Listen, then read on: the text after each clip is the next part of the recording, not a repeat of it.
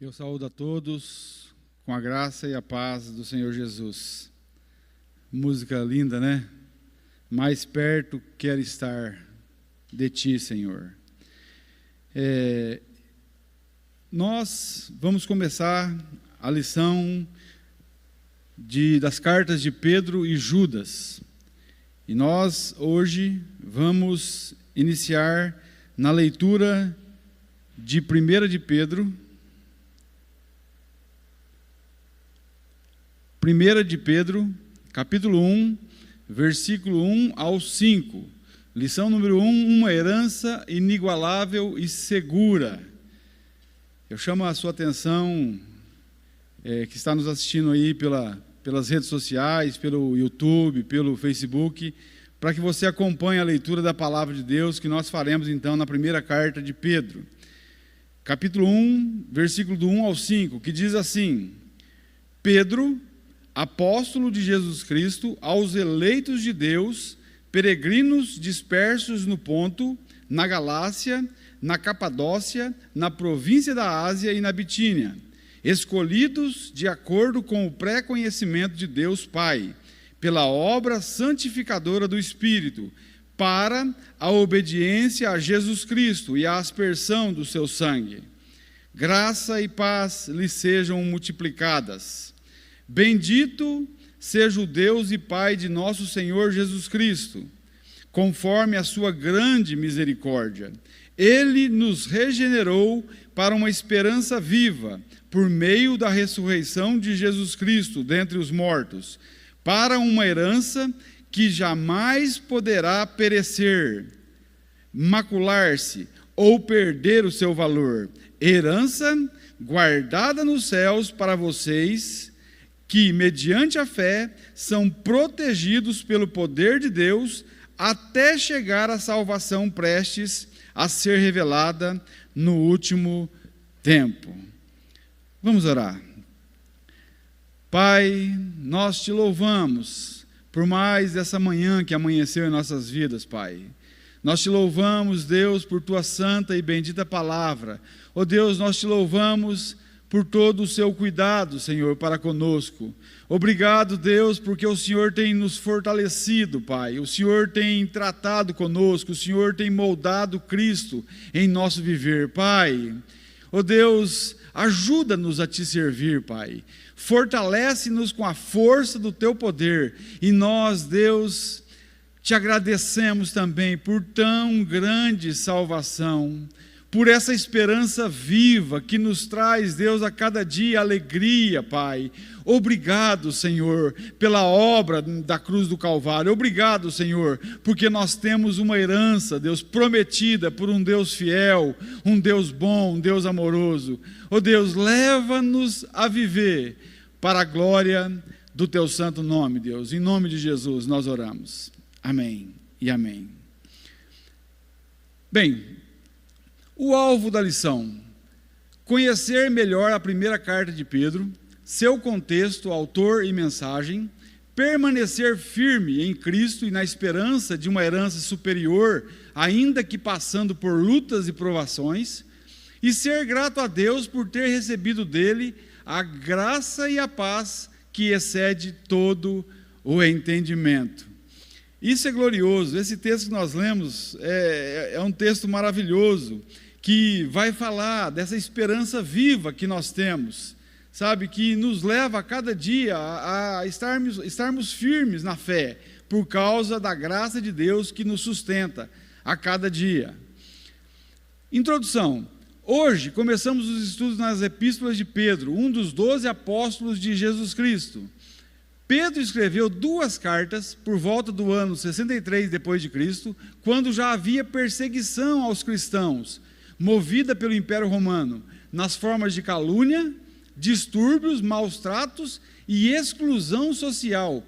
Os cristãos, eles eram excluídos da sociedade somente pelo fato de ser cristão. Para analisar, havia um ostracismo, né? Como se diz, essa exclusão social, no meio deles lá, já dos romanos que deixavam os cristãos fora. Pedro escreve as cartas para estimular os irmãos e doutriná-los, a fim de fortalecê-los na fé, e capacitá-los a testemunhar com fidelidade o Evangelho de Cristo. Então, essa carta, direcionada a esses irmãos, tinha o propósito de fortalecer eles na fé e levá-los a pregar a mensagem e anunciar Cristo como Senhor e Salvador. Vale a pena estudar essas cartas. Conhecendo o autor, quem era Pedro? Pedro era um dos apóstolos de Jesus. Em todas as 4 listas onde aparece o nome dos apóstolos, Pedro é o primeiro a ser citado, como Mateus aqui 10, do 2 ao 4. Ora, os nomes dos 12 apóstolos são: o primeiro, Simão, chamado Pedro, e André, seu irmão, Tiago, filho de Zebedeu, e João, seu irmão, Filipe, Bartolomeu, Tomé e Mateus, o publicano, Tiago, filho de Alfeu, e Lebeu, apelidado Tadeu, Simão, o cananita, e Judas Iscariotes, aquele que o traiu, aquele que traiu ao Mestre, a Jesus. Quais os nomes de Pedro? Olha, você há de convir comigo que nas Escrituras Sagradas, Pedro ele é chamado por alguns nomes, mas qual que era o nome correto, o nome certo de Pedro? Olha, Simão, o nome original de Pedro era Simão, nome comum na Palestina no século I. Ainda há alguns teólogos que dizem que o nome certo de Pedro era Simeão, que no hebraico, mas como Pedro nasceu numa ilha praticamente grega, ele teve seu nome chamado Simão. Cefas ou Pedro, quando ele se encontrou com Jesus, o Senhor o chamou de Cefas, do aramaico Kefa, que significa rocha ou pedra, que em sua forma grega é Petros, ou seja, Pedro. Em João 1,42 está escrito: e o levou a Jesus, levou Pedro a Jesus. Jesus olhou para Pedro, e disse: você é Simão, filho de João, será chamado Cefas, que significa Pedro. Só para você entender, Pedro era chamado por essas variedades de nomes. Paulo, por exemplo, o chamava de Cefas. Você pode ver lá em 1 Coríntios 1, quando Paulo vai dizer assim, uns dizem que é de Apolo, outros de Cefas, lá toca no nome de Cefas. Marcos o chamava de Simão, e João chamava Pedro de Simão Pedro. Jesus também chamava Pedro de Simão Pedro, muitas vezes. A última vez que Jesus chamou Pedro de Simão Pedro foi na hora de dizer: tu me amas, Pedro? Tu me amas, Simão Pedro? Algumas informações sobre Pedro. Filiação: Pedro era filho de Jonas ou João. Por que Jonas ou João? Alguns textos na Bíblia diz que é filho de João, outros dizem que é filho de Jonas. Quando Jesus chama lá em Mateus 16, Pedro diz assim: bem-aventurado és tu, Simão Bar-Jonas. Bar-Jonas quer dizer filho de Jonas. Então é mais provável que o nome do pai de Pedro seja Jonas, mas alguns evangelhos tratam Pedro como filho de João, um pescador que vivia na região da Galileia. Aí está os textos.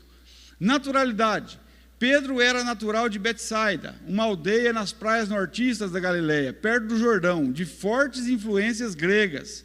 O nome é aramaico e tem o sentido de casa de pesca ou então casa de pescadores. Então Pedro nasceu em Betsaida. Estado civil: Pedro era casado. Jesus curou a sogra dele. E temos o texto, a sogra de Simão estava de cama com febre e falaram a respeito dela a Jesus. Então ele, Jesus, se aproximou dela, tomou-a pela mão e ajudou-a a levantar-se. A febre a deixou e ela começou a servi-los. Ali eu coloquei primeiro Papa.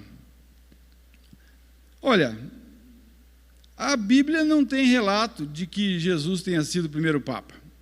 E outra, Pedro era casado, ele não tinha questão do celibato. Não bate, não encaixa as coisas. É só você estudar um pouco, você vai ver que Pedro nunca foi o primeiro Papa. Profissão: assim como seu pai, Pedro era pescador, profissão que geralmente exercia na companhia de seu irmão, André, e de outros 2 irmãos, Tiago e João, que eram filhos de Zebedeu. Mas Pedro, presta atenção, Pedro não era um pescador qualquer. Tinha uma pequena empresa de pesca em sociedade com Zebedeu, que era pai de outros 2 apóstolos, João e Tiago. Posição social. Às vezes você olha assim e pensa assim, o camarada era pescador, o cara não tinha nada, né? O cara, é fácil seguir a Jesus quando não se tem nada, né? Jesus disse para Pedro, sai daí, me segue, e eu farei de você um pescador de homens. Talvez a pessoa fale assim, mas o camarada está lá pescando uns lambari lá, e aí é fácil seguir Jesus, né? Não era assim não. Pode ver, olha só o que o texto diz aqui, a posição social dele. A pesca era um dos negócios rentáveis naqueles dias. Possuir barcos e redes para a indústria pesqueira não era para pessoas pobres. E, portanto, estes homens eram considerados classe média alta, possuidores de suas casas próprias e viviam bem para os padrões da época. A indústria da pesca era uma das mais importantes naqueles dias. Para você ter uma ideia, Pedro tinha uma casa em Cafarnaum. Era dele, comprada por ele. Então não era um qualquer não. O fracasso de Pedro. Só para a gente estar falando do autor da carta, nós temos que entender que Pedro, antes dele ser um apóstolo destemido, ele foi alguém que pisou na bola. Ele teve os seus problemas, ele teve o seu fracasso. O fracasso de Pedro, todos nós sabemos, foi quando Jesus disse para ele, olha, antes que o galo cante essa noite, tu me negarás 3 vezes. E Pedro disse assim, de maneira nenhuma, Senhor, eu jamais te abandonarei, eu jamais te deixarei, eu jamais te negarei. E aí Jesus é preso e realmente acontece. Pedro, ele nega Jesus a primeira vez, a segunda e a terceira. Quando ele nega a terceira vez, o galo canta. O galo cantou uma vez só, depois que ele negou 3 vezes. Não é que o galo cantou 3 vezes. Tem gente que fala que o galo cantou 3 vezes. Não, depois, claro, que o galo cantou muito mais vezes depois, né? Que ele negou. Mas ele negou 3 vezes para depois o galo cantar. E aí então Pedro tem o olhar de Jesus. E Pedro, eu fico pensando assim, ele que achava que ele era o melhor, que era o maior apóstolo, ele que se vangloriava, ele que era arrogante às vezes, era prepotente, sabe, tudo isso aí cai por terra, sabe, Pedro, ele fica abalado emocionalmente, Pedro perde o chão quando acontece isso, porque ele negou o seu mestre, sabe, aquilo ali era uma ferida no coração de Pedro, que seria difícil de ser curada, porque não foi qualquer um que ele traiu, ele traiu aquele que ficou quase 3 anos ali com eles, discipulando eles. Eles viram os milagres de Jesus, eles viram todas as coisas que Jesus fez. Pedro viu Jesus multiplicando pães, andando pelo mar. Pedro andou pelo mar por causa de Jesus. Então era alguém muito especial. Pedro jamais deveria ter negado Jesus. Eu vejo que para ele foi algo horrível que aconteceu, mas olha, muitas vezes, quando nós estamos, sabe, vestidos de orgulho, de desamor, vestidos de uma prepotência, muitas vezes Deus precisa arrancar essa veste e nos dar vestes de louvor, vestes de humildade. E aqui começa o trabalhar de Deus, moendo Pedro no seu fracasso. A restauração de Pedro. Olha, Pedro caiu sim, ele falhou sim, mas Pedro, ele foi restaurado pelo Senhor.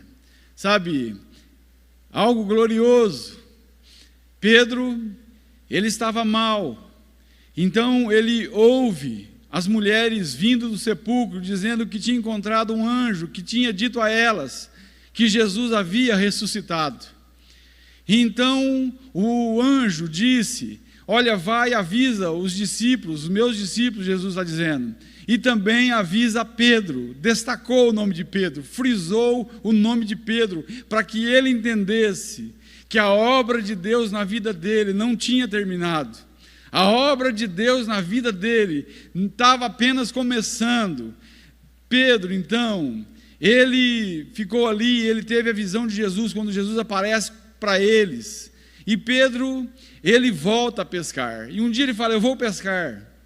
E os discípulos vão com ele, vários deles, João, Tiago, o próprio Tomé, vão com ele pescar no mar de Tiberíades. E quando eles estão pescando, passaram a noite inteira pescando. E aí um homem diz, vocês têm peixe aí? E os discípulos dizem, não, nós não pegamos nada. E aquele homem diz, jogue a rede para o outro lado.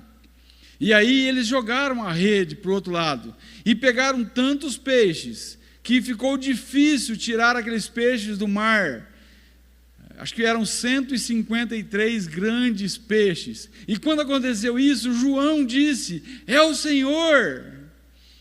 Pedro, ele se veste, porque ele tinha tirado a sua túnica, ele pula no mar e sai nadando para conversar com Jesus. E Jesus tinha feito uma fogueira, colocado um peixinho para assar. Então eles comem. E depois que eles comem, Jesus chega em Pedro e diz, Simão, tu me amas mais do que eles? Dizendo dos outros discípulos. E Pedro diz, sim, eu amo o Senhor mais do que eles. Pedro, tu me amas? Apacenta minhas ovelhas, cuida do meu rebanho. E por 3 vezes Jesus pergunta, tu me amas? E quando Jesus pergunta a 3ª vez, Pedro abaixa a cabeça e fica envergonhado e desconsolado, e fica triste, porque ele lembrou-se que ele negou 3 vezes o seu mestre. Mas ali, Pedro então ouve de Jesus, apacenta as minhas ovelhas. E Pedro foi restaurado pelo Senhor.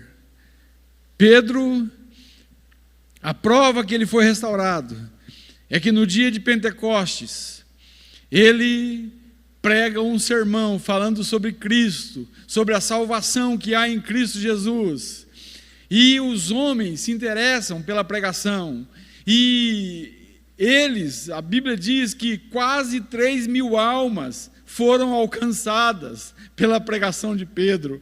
E aí nós vemos um Pedro totalmente diferente, um Pedro ousado, um Pedro intrépido, um Pedro que, curava as pessoas, um Pedro que salvava vidas, tudo por intermédio, claro, de Deus, mas Deus o usava tremendamente. E a Bíblia vai estar assim cheia das obras de Pedro, pelas quais Deus alcançou a muitos. E nós estamos aqui, nessa manhã, falando desse personagem, falando de um homem que errou, sim, que era falho, como eu e você somos falhos, mas um instrumento nas mãos de Deus, para que Deus fizesse a sua obra de maneira gloriosa. Pedro, então, ele tem a sua vida restaurada por Jesus. A preciosa condição dos crentes. Aqui nós vamos entrar no texto.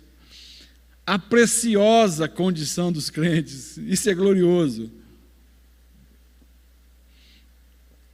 Olha só.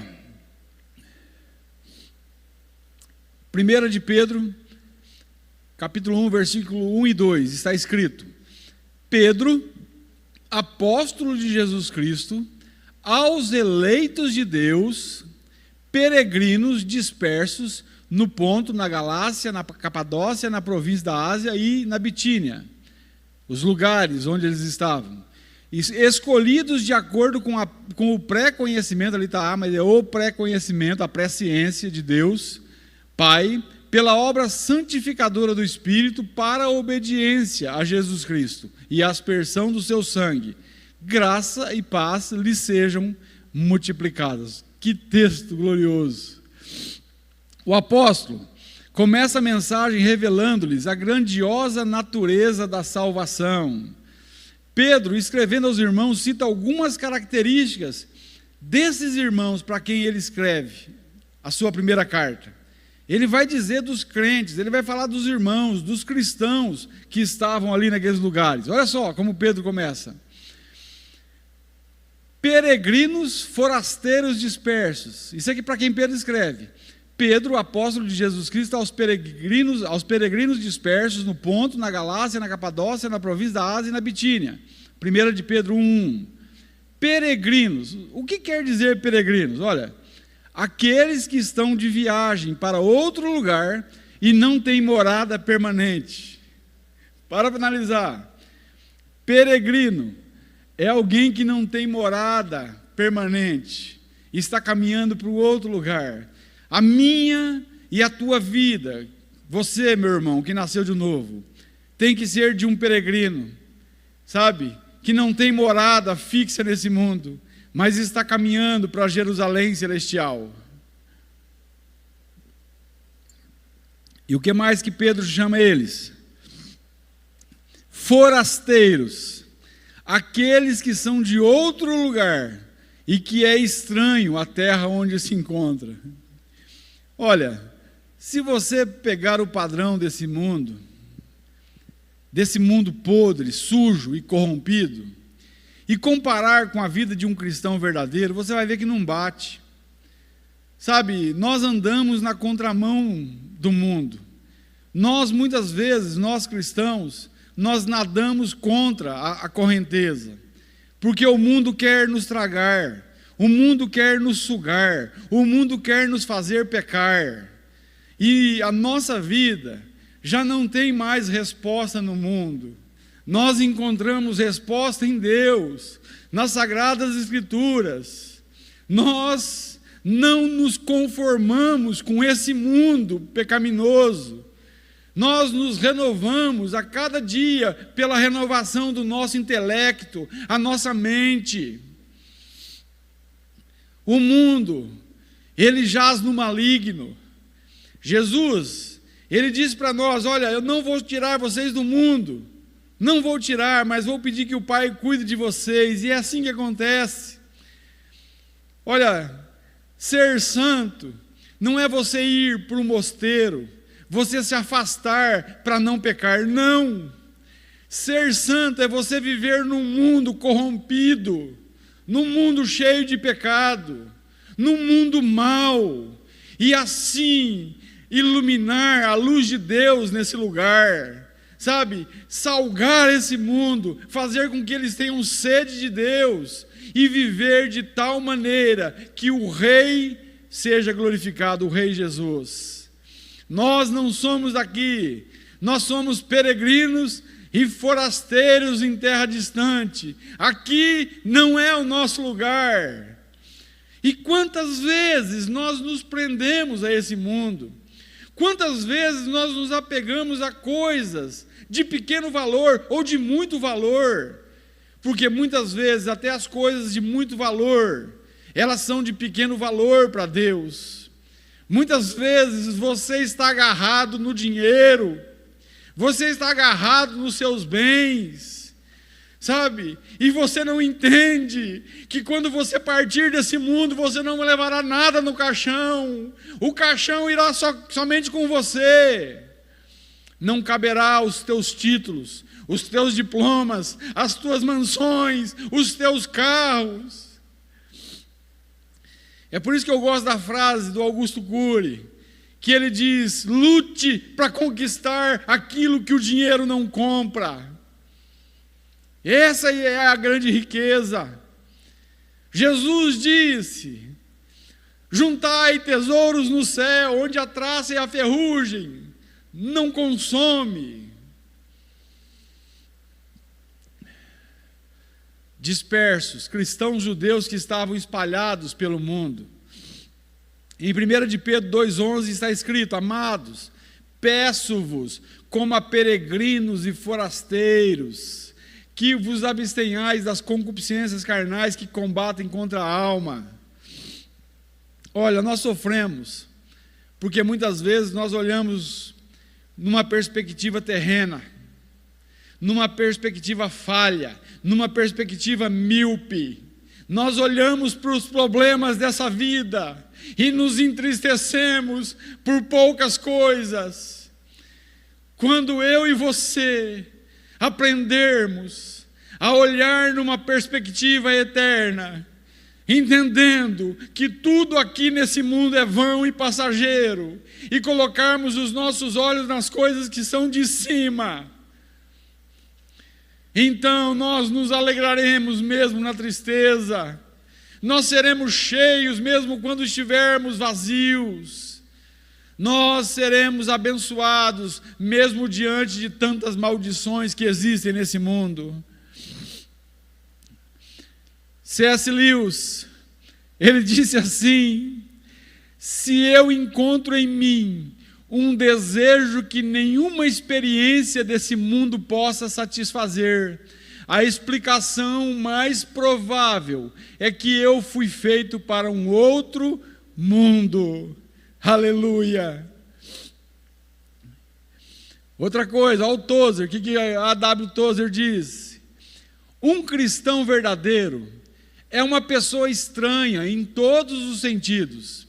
Ele sente um amor supremo por alguém que ele nunca viu, conversa familiarmente todos os dias com alguém que não pode ver, espera ir para o céu pelos méritos de outro, esvazia-se para que possa estar cheio, admite estar errado para que possa ser declarado certo, desce para que possa ir para o alto, é mais forte quando ele é mais fraco, é mais rico quando ele é mais pobre, mais feliz quando se sente o pior, ele morre para que possa viver, renuncia para que possa ter, doa para que possa manter, vê o invisível, ouve o inaudível e conhece o que excede todo o entendimento. Que texto fantástico desse cristão, desse pastor, desse teólogo, A.W. Tozer. Isso é glorioso.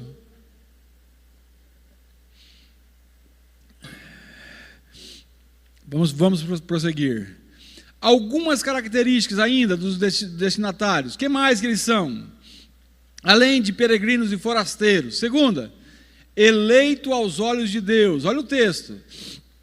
Pedro, apóstolo de Jesus Cristo, aos eleitos de Deus.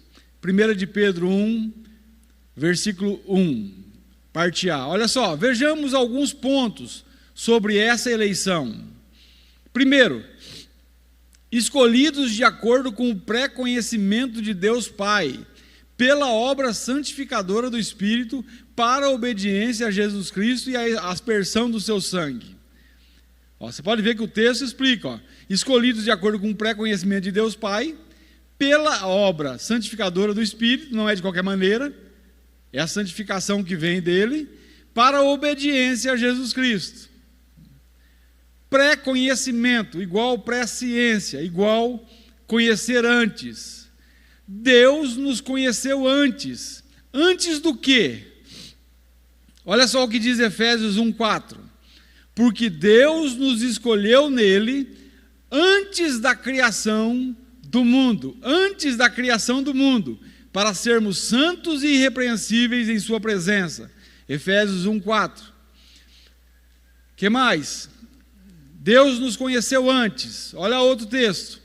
Em Romanos 8:28, do 28 ao 33, está escrito: sabemos que Deus age em todas as coisas para o bem daqueles que o amam, dos que foram chamados de acordo com o seu propósito. Pois aqueles que de antemão conheceu antes, também os predestinou para serem conformes à imagem de seu Filho. Fomos predestinados para quê? Para ser conforme à imagem de seu Filho. Por quê? Porque Deus quer ter no céu vários filhos semelhantes a Jesus, a fim de que ele, Jesus, seja o primogênito entre muitos irmãos. E aos que predestinou, também chamou. Olha a obra do Senhor aí. Aos que chamou, também justificou. Aos que justificou, também glorificou. E aqui está futuro. É claro que é o já e ainda não, né? Nós já estamos salvos, mas ainda não. A salvação completará no dia da nossa glorificação. Que diremos, pois, diante dessas coisas? Se Deus é por nós, quem será contra nós? Aquele que não poupou a seu próprio Filho, mas o entregou por todos nós, como não nos dará juntamente com ele, ó herança, de graça, todas as coisas? Quem fará alguma acusação contra os escolhidos de Deus? É Deus quem os justifica. Isso é glorioso. Sabe, por mais que nós tenhamos falhas, por mais que nós venhamos a pecar, sabe, Deus, Ele nos justificou. É Ele que nos justifica. E Deus, Ele nos sara, Ele nos limpa, Ele nos purifica, Ele perdoa os nossos pecados. Há um processo de santificação em nós. Deus está moldando o caráter de seu Filho em nós. Isso é glorioso.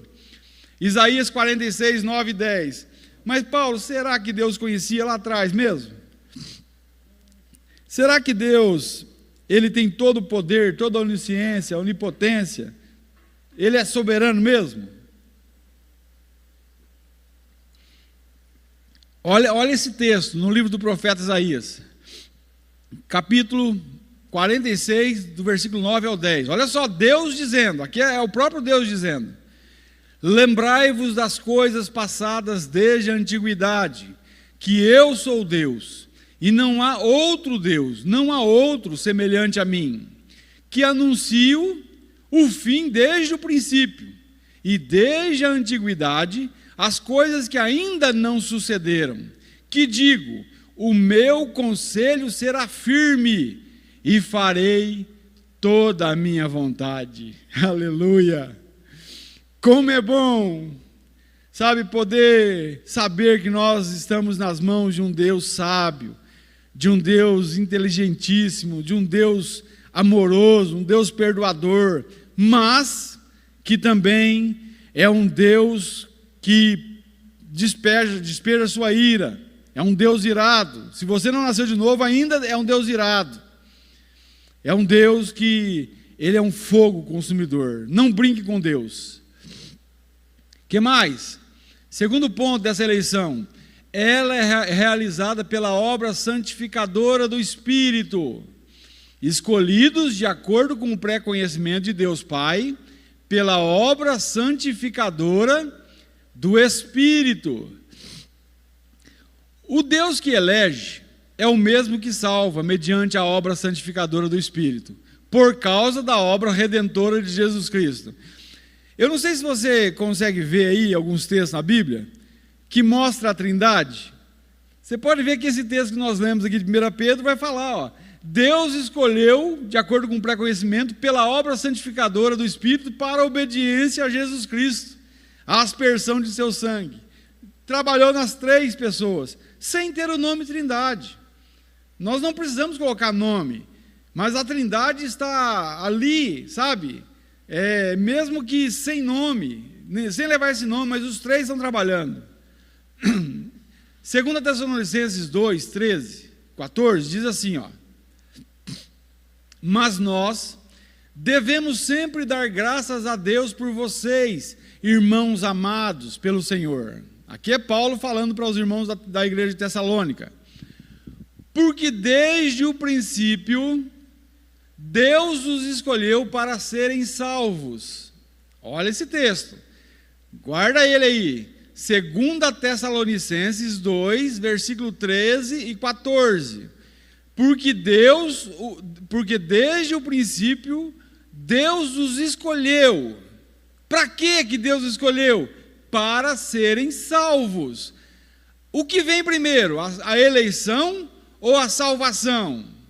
A eleição vem primeiro, porque desde o princípio Deus os escolheu. Para que Deus escolheu? Para serem salvos. Esse versículo é muito, sabe, esclarecedor. Mediante a obra santificadora do Espírito e a fé na verdade. Ele os chamou para isso por meio de nosso Evangelho, a fim de tomarem posse da glória de nosso Senhor Jesus Cristo. Que mais? Terceiro ponto dessa eleição. Ela leva o homem à obediência e à aspersão do sangue de Jesus Cristo, escolhidos de acordo com o pré-conhecimento de Deus Pai, pela obra santificadora do Espírito, para a obediência a Jesus Cristo e a aspersão do seu sangue. Tem gente que fala assim, mas Deus salve, o camarada fica aí pecando. Olha, de forma alguma. O pecado hoje é exceção nas nossas vidas, não deve ser regra nunca. Um camarada que diz que nasceu de novo e vive no pecado, ele tem que repensar a sua conversão e entender que ele nunca nasceu de novo. Essa é a verdade. Por quê? Porque é uma obra de Deus sendo feita em nós. Deus, Ele nos purifica, Ele nos salva, mas também Ele nos guarda. Ele trabalha em nós. O processo da santificação é feito em nós. E vamos obedecer. É para a obediência, não é para a desobediência, para o pecado. Fomos escolhidos para a santificação, por causa da aspersão do sangue de Cristo, que é o resultado supremo da eleição, sem a qual tudo mais, a santificação, a obediência, seria impossível.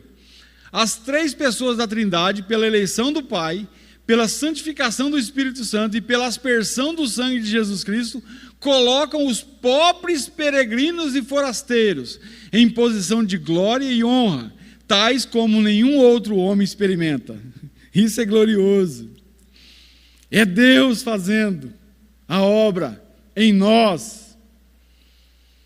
A saudação de Paulo. Paulo saúda os irmãos, de que forma?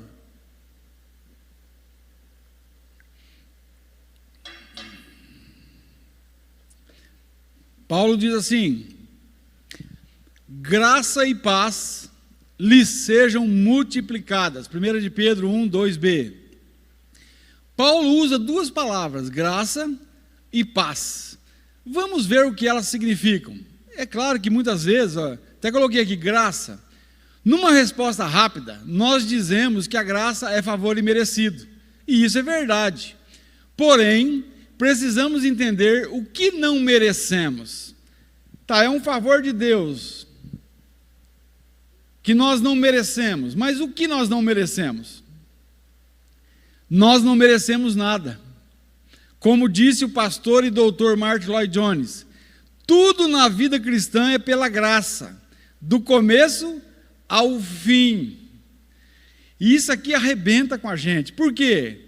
Porque arranca o nosso orgulho, a nossa jactância, a soberba, sabe? Tira de nós algo que nós não temos, que, sabe, é glória por si mesmo.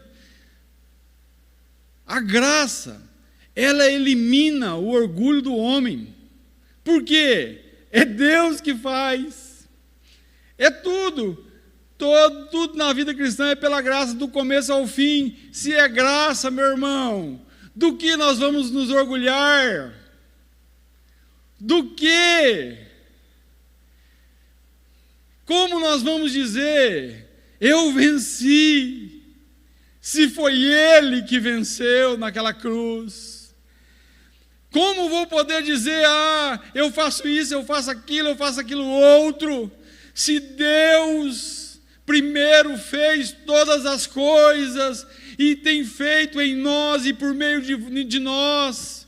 É por isso que a honra, a glória e toda a majestade pertence a Deus, ao Senhor. Não é para dar para o homem. A nossa busca por Deus é pela graça. Olha só. Até a nossa busca por Deus é pela graça. Sim. Deus, Ele nos sonda com os seus olhos. Deus, Ele nos cerca com o seu amor, mesmo antes de nós nascermos de novo. Olha, tem alguns textos, Romanos 3, 10 a 12, quando o apóstolo Paulo diz assim: não há um justo, não há ninguém, nenhum sequer, não há ninguém que busque a Deus, não há um só. Todos se extraviaram. Aí é a nossa condição. Mateus 11, 28, Jesus fala: vinde a mim todos vós que estáis cansados e sobrecarregados, e eu vos aliviarei. Aí você vai, né? Eu gostei da explicação do reverendo Augusto Nicodemos. Aí você vai, tipo assim, vinde a mim. Aí você entra num salãozão enorme, né? Jesus chamou e você foi. Aí você pode se vangloriar dizendo: tá vendo? Eu aceitei o convite, eu fui. Eu entrei. Aí quando você entra tem uma placona enorme, João 6,37, que diz: todo aquele que o Pai me dá virá a mim, e o que vem a mim de maneira nenhuma eu lançarei fora. A nossa busca por Deus é pela graça, meu irmão, é pela graça. Efésios 2:1 vai dizer que nós estávamos mortos em nossos delitos e pecados, e Deus nos vivificou, Ele nos deu vida. Quando? Quando estávamos mortos. E morto não faz nada. Vai no velório e tenta falar para o morto levantar a mão e dar glória a Deus. Ele não vai fazer isso porque está morto. Agora, se Deus o vivificar, Ele glorificará o Senhor, porque estava morto e agora está vivo. E vivo glorifica a Deus. Se Deus condenasse a todos os homens, Ele seria injusto? Eu já fiz essa pergunta muitas vezes aqui, e em muitos lugares que eu fui. Reflita aí no seu coração. Se Deus condenasse a todos, Ele seria injusto? De maneira alguma. Porque é o que nós merecemos. Nós merecemos condenação. Sim. E Deus não seria injusto se Ele condenasse a todos. Sabe, então por que você fala que Deus é injusto em salvar alguns? Para analisar. Muitos dizem que Deus é injusto em salvar alguns e não salvar outros. Mas nós todos pereceríamos sem o agir do Senhor. Se não houvesse a eleição de Deus, todos nós seríamos condenados. A nossa justificação é pela graça de Deus. Romanos 3, 23 e 24 está escrito: todos pecaram e estão destituídos da glória de Deus. Se esse texto parasse aqui, nós estaríamos enrolados, condenados. Mas ele tem uma vírgula e tem: sendo justificados gratuitamente por sua graça. Aqui Paulo falando para a igreja, ali aos romanos, pois por meio da redenção que há em Cristo Jesus. Que mais? A nossa salvação é somente pela graça de Deus. Efésios 2:8 diz assim: pela graça sois salvos, mediante a fé, e isto não vem de vós, é dom de Deus, presente de Deus, não vem das obras. O versículo 9 diz: para que ninguém se glorie. Ninguém pode se gloriar da salvação, porque ela não vem de nós, ela vem do Senhor. Não somos nós que produzimos a salvação, é Deus que nos salva, mesmo sem merecermos. O que mais? Tetelestai. O que Deus fez? Ele ultrapassou todos os limites do amor. Quando Jesus diz tetelestai, já disse isso muito também, é uma palavra grega que eu gosto muito. Jesus disse: está consumado, a dívida foi quitada. Ele disse para todos aqueles que foram escolhidos por Deus, aos eleitos de Deus: vocês não devem mais nada, eu paguei a conta, vocês são livres para adorar a Deus, vocês são filhinhos do papai, porque eu comprei vocês na cruz do Calvário. Tetelestai, há perdão para vocês. O que mais? Fomos comprados. Apocalipse 5:9, que diz lá: eles entoavam um novo cântico dizendo: só tu és digno de abrir o selo, porque foste morto e com o seu sangue compraste homens de toda língua, tribo e nação, raça e nação, né?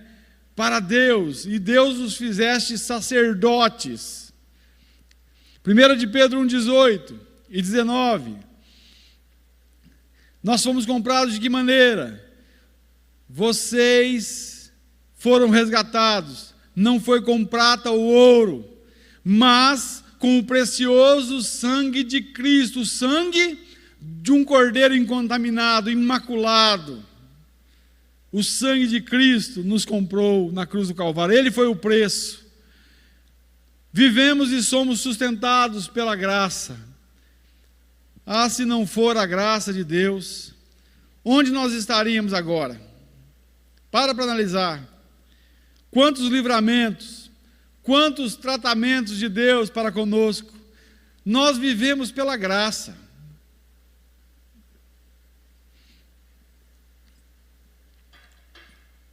Quem leva você a pensar em Deus? Quando você acorda pensando em Deus. Quem faz isso em você? Quem te leva para a oração? Quem te leva a meditar nas Escrituras Sagradas? Há um Deus bendito e santo, que com o seu Espírito Santo está moldando a gente, está trabalhando em nós. É o processo de Deus. Deus faz em nós e nós obedecemos a sua voz. É um processo muitas vezes duplo. Tem a parte divina e a parte humana. A parte humana é: põe em ação a vossa salvação com temor e tremor. Qual que é a parte divina? A parte divina é que tanto querer como efetuar é de Deus. Deus faz a obra. É uma ação conjunta. Não é eu e Deus, ou Deus e eu, mas é eu em Deus e Ele em mim. Esse processo que acontece nas nossas vidas, pela graça. Não vem dizer, meu irmão, minha irmã, eu estou pagando preço para ir morar no céu. Igual tem uma música isso. Uma letra de uma música dizendo que está pagando o preço para ir morar no céu. Primeiro essa pessoa dizia, se eu estou pagando, ela tinha que falar assim, se eu estou pagando o preço para ir morar no céu, eu vou então me nascer de novo, vou ouvir o Evangelho. Aí eu vou entender que foi Jesus que pagou o preço para eu ir morar no céu. Não fomos nós, irmãos. Você não paga nada para Deus, não, nem para ninguém. Somos santificados pela graça. Aqui está, ó. Santificação é um processo onde Deus opera em nós tanto querer como efetuar. Graça. E nós respondemos a isso colocando em ação a nossa salvação com temor e tremor, esforço, compromisso, obediência. É o que diz Filipenses 2, e do versículo 12 ao 13, onde Paulo diz, olha, põe em ação a vossa salvação com temor e tremor, porque Deus é quem opera em vós tanto querer como efetuar. No mesmo versículo ele coloca as duas partes, o trabalhar desse Deus bendito em nós. Que mais? Paulo saúda os irmãos com a graça e paz. Olha um nome tão pequenininho, né? Que é algo tão fundamental nas nossas vidas. João 16, 27. Jesus disse, dou-vos a minha paz vos dou, não a dou como o mundo a dá. Não a dou como o mundo a dá. Agora para analisar, o mundo tem paz para dar? Qual que é a paz que o mundo dá? É a notícia de que não haverá guerras, não haverá conflitos, sabe? Não haverá discussões. Essa é uma paz que o mundo muitas vezes oferece. Mas se você parar para analisar, é uma paz ilusória, utópica, que jamais vai existir aqui na face da terra. Por quê? Porque os homens não têm compromisso com Deus. Se todos nós fôssemos de Deus, aí sim eu poderia dizer que essa paz poderia reinar. Mas não são todos que são de Deus. E tem outra. A paz que Jesus oferece é diferente. A paz que Jesus oferece é, mesmo que haja guerras, mesmo que haja conflitos, sabe, haja sofrimento, haja dor, haja doenças, sabe, Jesus ele oferece uma paz em meio a tudo isso. Pode haver tempestade, pode haver tribulação, o verdadeiro cristão, ele tem a paz de Cristo, que excede todo o entendimento. Uma paz que não dá para explicar. Não dá para explicar, não tem jeito. Por mais que nós tentarmos explicar essa paz, nós nunca conseguiremos. Por quê? Porque somente quem nasceu de novo e tem essa experiência de viver debaixo da paz de Deus pode entender o que eu estou falando. Aquele pastor iraniano, eu lembro dele, colocaram a corda no pescoço dele, o fotógrafo chega para tirar uma foto e ele sorri para a foto. Cara, você vai morrer, você sorri para a foto? O que aquele cara tinha naquele momento? Paz. Ele estava em paz. Outra coisa, Atos dos Apóstolos, capítulo 12, o próprio Pedro. Herodes mandou matar Tiago num dia antes e prendeu Pedro, para não matar dois no mesmo dia, matar um em cada dia. Prendeu Pedro. Agora imagina só, Jesus, a oração da igreja, o povo orando, Jesus pede um anjo e o anjo vai lá na prisão para soltar Pedro. E quando o anjo chega na prisão, Atos dos Apóstolos 12 diz que o anjo diz para Pedro: "Ô, ei, acorda, acorda." Cara, se você tivesse sido preso para morrer, você ia estar dormindo? Para analisar, Pedro estava em paz. Ele tinha paz que excede todo o entendimento. Essa paz gloriosa que nos leva, sabe, a viver nesse mundo em paz com os homens, em paz consigo mesmo. Isso é o que Cristo faz na vida de uma pessoa. Sabe, eu e você temos que agradecer a Deus por essa paz gloriosa que nós temos, porque vem dele, não vem de nós, não vem de nós, vem dele. Paz. O mundo precisa de paz, da paz de Cristo. A preciosa herança dos crentes. Em 1 de Pedro 1, versículo 3 ao 5 diz: "Bendito seja o Deus e Pai de nosso Senhor Jesus Cristo, conforme a sua grande misericórdia, Ele nos regenerou para uma esperança viva, por meio da ressurreição de Jesus Cristo dentre os mortos, para uma herança que jamais poderá perecer, macular-se ou perder o seu valor. Herança guardada no céu para vocês que, mediante a fé, são protegidos pelo poder de Deus até chegar à salvação prestes a ser revelada no último tempo." Depois de ter mostrado a glória que os crentes possuem, pelo fato de serem alvos do cuidado de Deus, Pedro revela que coisa alguma pode tirar a herança que Deus prometeu aos seus filhos. Em Romanos 8, 16 ao 18 está escrito: "O próprio Espírito testemunha ao nosso espírito que somos filhos de Deus. Se somos filhos, então somos herdeiros, herdeiros de Deus e co-herdeiros com Cristo. Se de fato participamos dos seus sofrimentos, para que também participemos da sua glória. Considero que os nossos sofrimentos atuais não podem ser comparados com a glória que em nós será revelada." Isso é glorioso. 2 Coríntios 6,10. Falando de herança, Paulo diz assim: "Entristecidos, mas sempre alegres, como pobres, mas enriquecendo a muitos, como nada tendo e possuindo tudo." Isso é glorioso. O gari que era rico, um camarada que por causa da sua religião, ele ficou desorientado e saiu nas boates de São Paulo, bebendo todas. Um cara riquíssimo, milionário. Ele sai da boate e encontra um gari varrendo a rua em São Paulo. 5 horas da manhã. E aí aquele homem desesperado, querendo conversar com alguém, ele para o carro e desce e pergunta para o gari: "Você pode falar comigo um minuto?" E o gari diz sim. Ele falou assim: "Olha, eu estou em busca da felicidade, mas eu não encontro.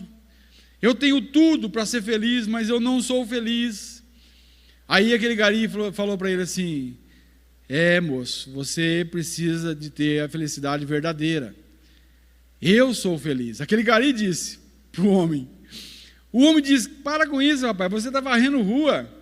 Como que você pode dizer que você é feliz? Está vendo essa Mercedes aqui? Eu tenho mais 9 carros importados em casa. Eu tenho não sei quantas mansões. E começou a falar para o gari tudo que ele tinha. E aquele gari olhou para aquele homem e disse, você é pobre, você é miserável, disse para o homem. Você precisa conseguir ter aquilo que nada desses bens aí consegue preencher. Você precisa de Deus. E pregou para o cara.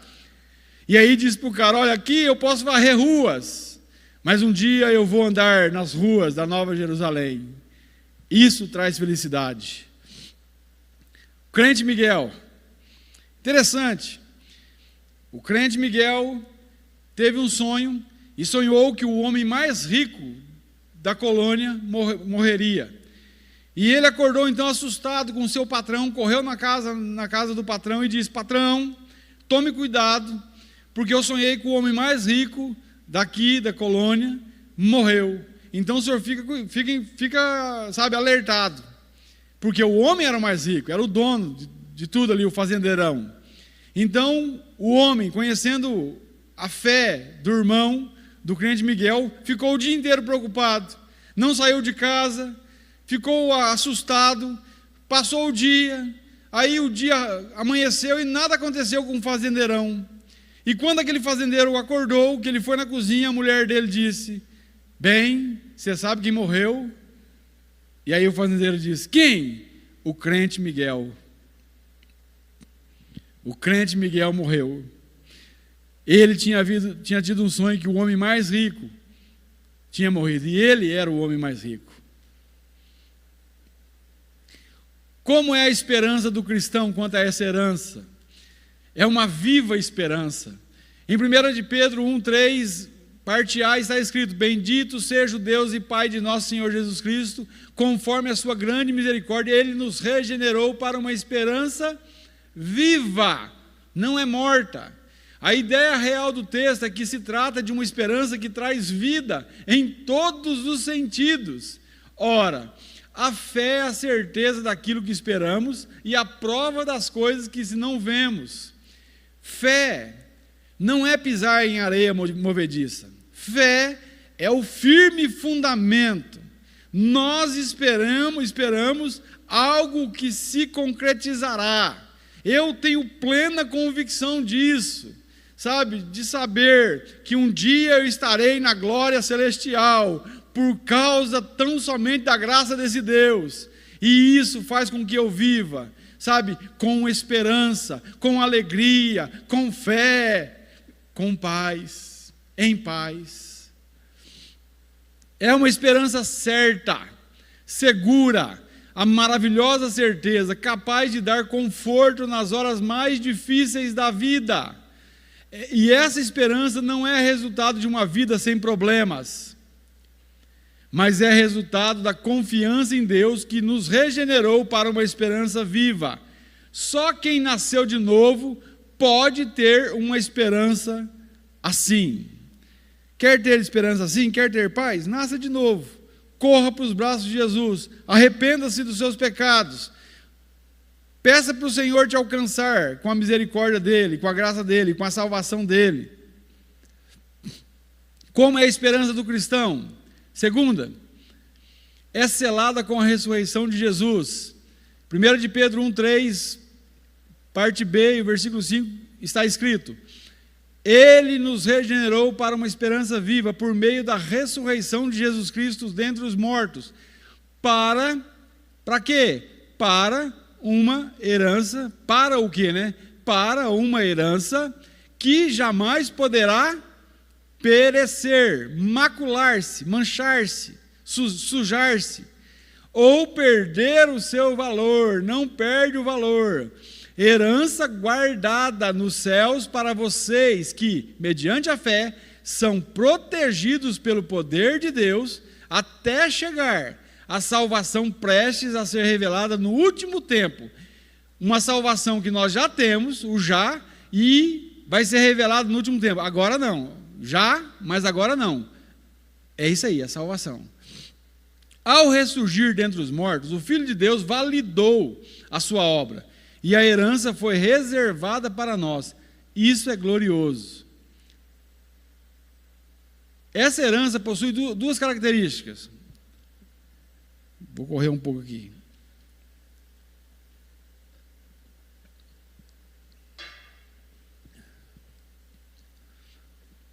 Primeira, uma herança que jamais poderá perecer, se contaminar e perder seu valor.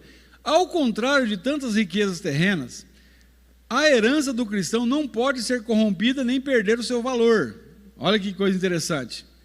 Todas as casas boas das pessoas da época da Epístola de Pedro já apodreceram e caíram. Nem existem mais.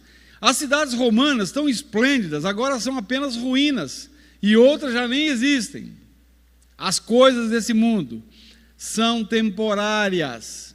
Eu coloquei Hebreus 11, 24 a 26, que é o texto que fala que Moisés, ele não quis ser chamado filho da filha de Faraó, escolheu por um pouco de tempo, mas escolheu sofrer com o povo no deserto, porque ele tinha em vista a recompensa, os tesouros da glória celestial.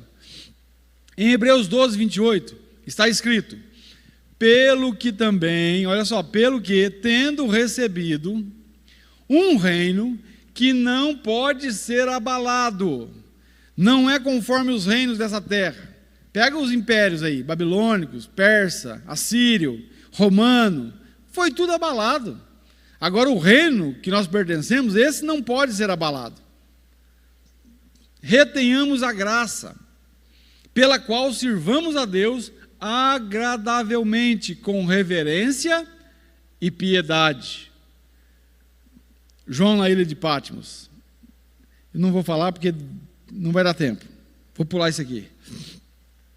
Essa herança possui duas características. Primeira, uma herança que jamais poderá perecer, se contaminar e perder seu valor. Segunda, uma herança que está guardada. Os crentes são guardados para ela e guardados pelo poder de Deus. Olha só.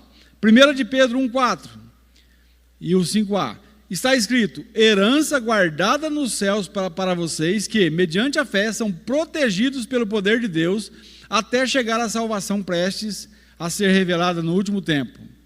O mesmo Deus que guarda a herança para o crente, também guarda o crente para a herança. Filipenses 1,6. Filipenses 1,6 está escrito assim, Paulo dizendo, ele diz: estou plenamente convicto, estou certo. Paulo diz, ele diz assim que, vamos ler, eu vou abrir lá, Filipenses 1,6.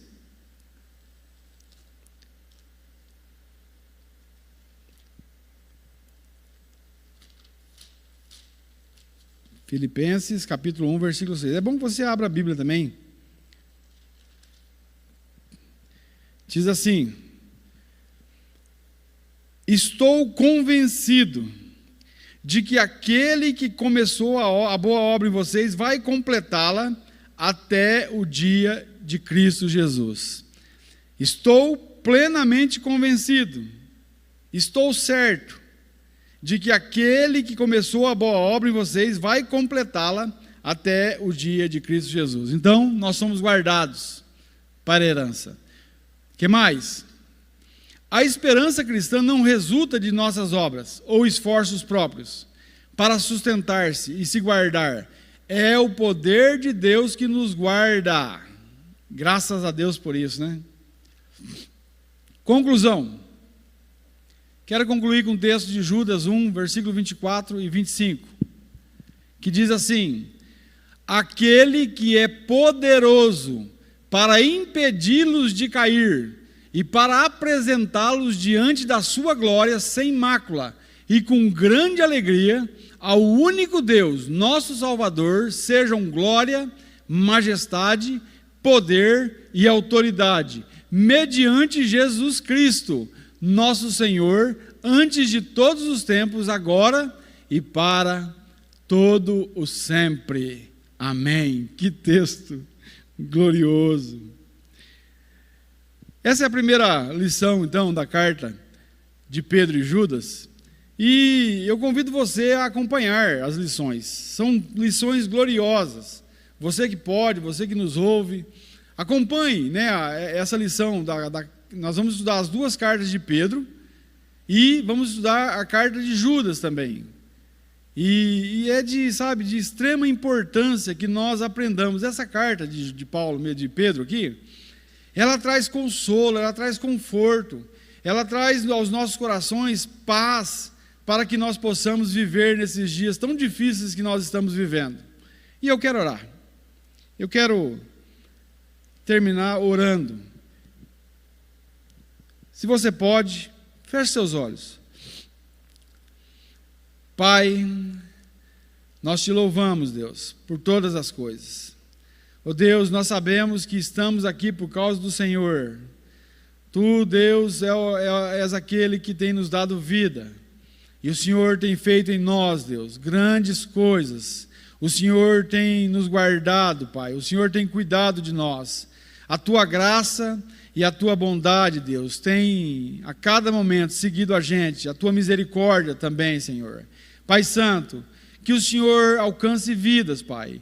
Que o Senhor traga consolo para os irmãos. Que o Senhor possa edificar a Tua igreja, consolar, exortar. Que o Senhor venha, Deus, a trabalhar no seio da Tua igreja, Deus, para que nós possamos nos alegrar, mesmo em momentos tão difíceis como esse que nós estamos vivendo, Pai. Que o Senhor alivie dor, que o Senhor, Deus, vá, Deus, e vá agindo, Pai, em cada uma das circunstâncias que nós vamos viver, Pai. Nós tributamos ao Senhor toda a honra e toda a glória, e te agradecemos, Deus. Te agradecemos por tão grande salvação. Ó Deus, pela paz que nós temos, que excede todo entendimento. Ó Deus, pela alegria que o Senhor gerou em nós, alegria de te servir, ó Deus, de te bendizer. Tu, Deus, que és um Deus amoroso, um Deus perdoador. Senhor, cumpra o teu querer nas nossas vidas. Senhor, cumpra, Senhor, a tua perfeita e santa vontade na tua igreja, Pai. Leva-nos, Deus, Senhor, a te glorificar, a te exaltar, Deus. E usa-nos, Deus, para a glória do teu santo nome. Pai, obrigado. Nós te louvamos também por toda a tecnologia, Pai. Ó Deus, porque nós podemos hoje transmitir cultos ao vivo, Pai. Ó Deus, sem sair de casa. Ó Deus, seguros também, Pai, dessas doenças, porque nós temos que fazer a nossa parte. Mas, Deus, confiando no Senhor, sabendo, Deus, que as nossas vidas estão nas suas mãos. E o Senhor, Deus, é que detém o controle delas, Pai. Obrigado, Deus, no nome que é sobre todo o nome, no nome santo de Jesus. E para a tua glória. Em nome de Jesus. Amém. Amém. Que Deus abençoe a todos. Em nome de Jesus.